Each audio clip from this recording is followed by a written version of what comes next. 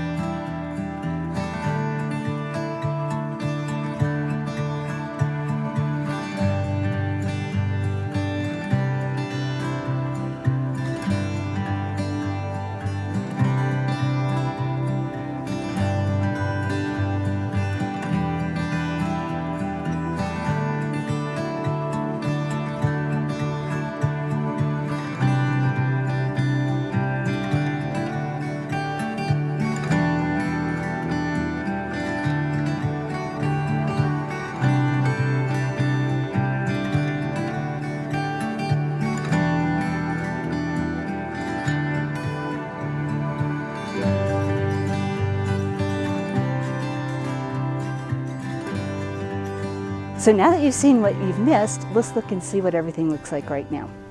Now, usually when I do these videos, it's to show you what's blooming. But because it's November and we've been in the low 20s every single night for several weeks now, there's only a couple of things that are blooming, and they're very tiny, but we still have some fall color. And let me show you what I love about fall color here in Utah and about my property. Now I not only look at fall color, I look at texture. And I absolutely love this pink muhly grass. It's no longer pink. This is its first year, and I decided not to cut it back just to see what the seed heads would look like over the winter. And I'm so glad I left it. They are absolutely gorgeous. They're beautiful in the wind and beautiful in the sun. We've got the lavender, which is going to stay gray all winter long. It doesn't die back over the winter. This is just what it looks like, and this is why I like to cut it back so it looks clean and neat over the winter. It's not going to take too much longer, and we're going to lose the gray tips on my buddleia. This is a Pugster blue butterfly bush. Once we start hitting the teens, these tips die back and they're just a big blob in the yard. But I don't cut them back until spring because it kind of helps insulate them over the winter. If we cut them all the way back to the ground, there's a possibility we could lose them because of the cold. The 9-barks in my yard still have absolutely gorgeous color. I love the fall color on 9-barks, especially the little devil 9-bark. It turns this beautiful fiery red on the inside. The Glow Girl spireas went through their fall color change and now they're done. This is another one that's going to stay evergreen over the winter. This is pine leaf penstemon. It's gorgeous all spring and summer, and then it stays evergreen over the winter and gives you beautiful texture. I would love to put more of that in my yard. This is another one that's absolutely gorgeous right now, but it's not going to be too much longer, and then this is going to die back to the ground. Once we hit the teens, the platinum sage always dies to the ground. And it's the same with my curly sage and the wild thing salvia. The wild thing salvia still hasn't died to the ground on this side. I think it's a little more protected than the other side, and I'll show you what it looks like on the other side of my property where it gets the north winds. This is one reason I love fine leaf buckthorn. It's absolutely gorgeous in the fall. Look at that color. It's going to get tall enough to hit the overhang over here. These get 6 to 8 feet tall, and if they're happy, they'll even hit 10 feet tall. But they all get this gorgeous fall color, beautiful fine texture, and it is almost a good substitute for Japanese maple, which don't do as well in our area. Now, not every sedum will stay evergreen over the winter. But last winter, we were mild enough that my Angelina sedum stayed it turns this beautiful fiery orange with purple overtones. It was absolutely gorgeous last winter. And also the blue spruce sedum, it stayed evergreen over the winter and it was gorgeous. It gets a little bit of a pink overtone, and you can see the very tips are starting to get that pink tone to it. This is what my front yard looks like after I've done the fall cleanup without doing the leaves yet. Got to wait until my medlar loses all its leaves. So I've only had 2 years where we've been able to see color change on the medlar. It takes so long to go dormant that usually we hit the teens and then the leaves just turn brown and fall off. But this year and last year they started to turn yellow, and it was really quite pretty. I've got more lavender, blue fescue, blue oatgrass, and some partridge feather that's going to stay evergreen over the winter. The strawberries still have their fall color. And another one that I should probably cut back, but I haven't yet, is my foxley thyme. This also stayed evergreen last winter. And it was really, really a pretty accent in the garden. We've got a couple of clumps of that. We're going to leave my little blue stem. This is called Blaze. We're going to leave this up over the winter. And I love the texture that the seed heads give. The seed heads are so pretty. Don't mind my compost stained fingers. Like I said, I've been working on my compost pile today. Another grass that I leave up over the winter because it's absolutely gorgeous and the snows don't flatten it, it's the Mexican feathergrass. Look how gorgeous that is in the sun. I've got some more pine leaf penstemon. And this is the wild thing salvia on my north side. It's pretty much died back. All those leaves are crunchy, and we'll see if it comes back next spring. Our winters can range anywhere from a zone 5 where we hit I think negative 10 is the lowest I've seen it get. And that was one time in the 15 years that I've lived here. And last year, I think we hit 0 degrees once. Maybe it was 6 degrees. But usually we'll hit the single digits. we haven't hit 0 or below 0 for quite a while. You know, it's probably been about 6 years. So for the last 6 years, we've been about a zone 7. A lot of the years before that were zone 6, and I have seen zone 5 winters. So we've got to be prepared for whatever Mother Nature is going to throw at us here in Utah. Now, another thing that stayed evergreen last winter, and it looks like it's still doing well this year, are my oriental poppies. They're really pretty. You can see how cold it is.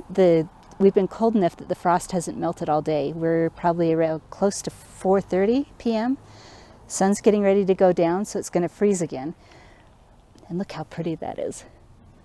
I love the look of frost on plants. But it's been cold enough that they haven't melted today. We've stayed close to the 30s. The ground is frozen. The germander stays evergreen all winter long as it doesn't. I think it can get to maybe 10 degrees. I'm not sure what temperature it gets when it decides to die to the ground, but it did not die to the ground last winter or the winter before.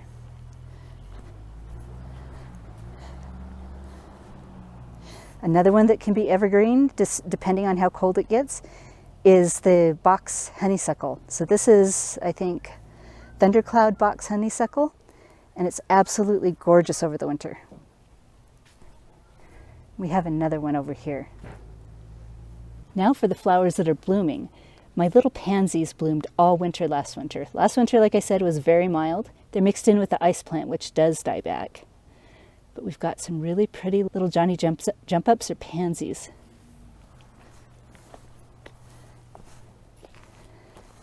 And then we've got the last blooms on my calendulas.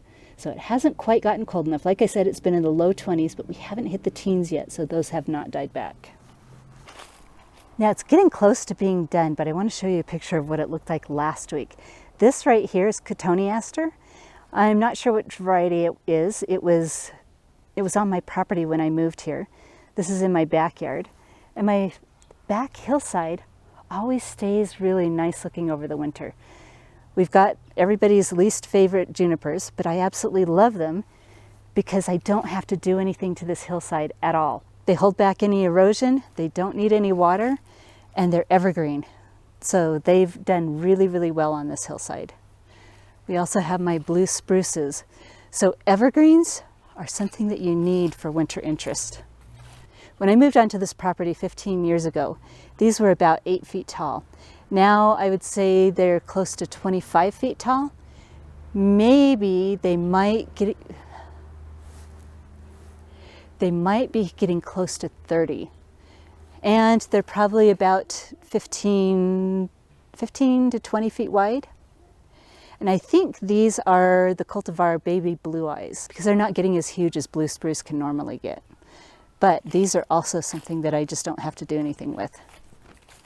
And then I absolutely love the globe blue spruce. These are globe blue spruce on a standard. That means they're on a trunk. They're so old and so big right now that you can't really see the trunk, but they are off the ground because they are on the trunk. They've gotten bigger than they said they would get. They said they would get 6 feet tall and wide, and I think they're about 10 feet tall and wide. But they are gorgeous in the snow, and they add a lot of evergreen interest, and they're a place for the birds to live over the winter. We have another globe blue spruce in my front yard, and this one right here is a weeping Norway spruce. I absolutely love it. Some people hate it, but I absolutely love the weeping Norway spruce. And we have my weeping blue spruce. I think this one, I can't remember the name of it. I'll see if I can find the name and put it on the screen. But this is also probably about 12 years old. And this is about as big as it's going to get. It will slowly get bigger, a few inches each year. But this is about the size of it, and I think it's absolutely gorgeous, and it adds a winter interest.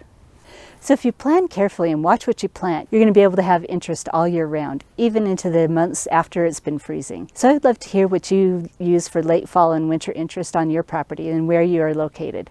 So hopefully this video has been helpful for you. If it has been helpful, I hope you like, subscribe, share it with your friends, and go have a wonderful garden adventure.